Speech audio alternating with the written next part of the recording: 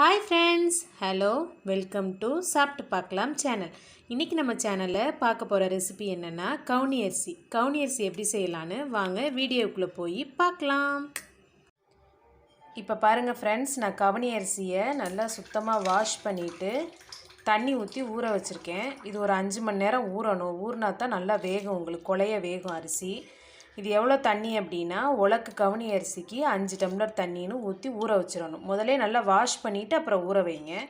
நான் இப்போ நல்லா ஊற வச்சுருக்கேன், அதனால தான் உங்களுக்கு இப்படி சாயம் இறங்கியிருக்கு அதில். இப்போ காலையில் செய்கிறதா இருந்தால் நீங்கள் மிட் நைட் ஃபுல்லாக அதை ஊற வைக்கணும். இல்லை சாயந்தரம் செய்ய போகிறீங்கன்னா காலையில் ஊற வச்சா போதும். மேக்ஸிமம் 5 hours ஊறினா நல்லா சூப்பராக இருக்கும், குழஞ்சிரும் நல்லா.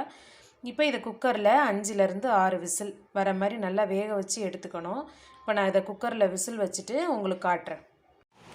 இப்போ பாருங்கள், கவுனி அரிசி நான் 5 விசில் வந்தோடனே, விசில் அடங்கினோன்னே எடுத்து வச்சுருக்கிறேன். எந்த அளவுக்கு குலைவாக வெந்திருக்குன்னு பாருங்கள். இந்த அளவுக்கு குலைவாக வேகணும், அப்போ தான் உங்களுக்கு சாப்பிட்றதுக்கு நல்லாயிருக்கும்.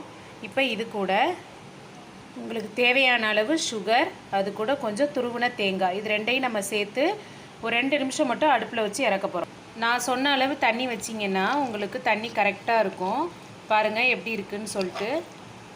கொஞ்சம் கூட தண்ணி எக்ஸஸாக இல்லை, இது மாதிரி இருந்தால் தான் நல்லாயிருக்கும். ரொம்ப தண்ணியை நீங்கள் வடிக்கிற மாதிரிலாம் வச்சிங்கன்னா சத்து பூரா வெளியில் போயிடும். இப்படி கரெக்டாக தண்ணி வச்சு செய்யும்போது அதோட சத்து நமக்கு முழுமையாக கிடைக்கும். இப்போ நான் அது எல்லாத்தையும் ஒன்றா சேர்த்துட்டு கொதிக்கும்போது காட்டுறேன்.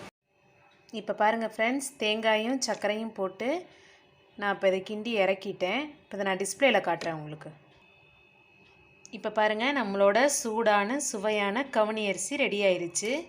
அவ்வளோதான் ஃப்ரெண்ட்ஸ். என்னோட இந்த வீடியோ உங்களுக்கு பிடிச்சிருந்ததுன்னா லைக் பண்ணுங்கள், ஷேர் பண்ணுங்கள், சப்ஸ்கிரைப் பண்ணுங்கள். தேங்க்யூ, பாய்.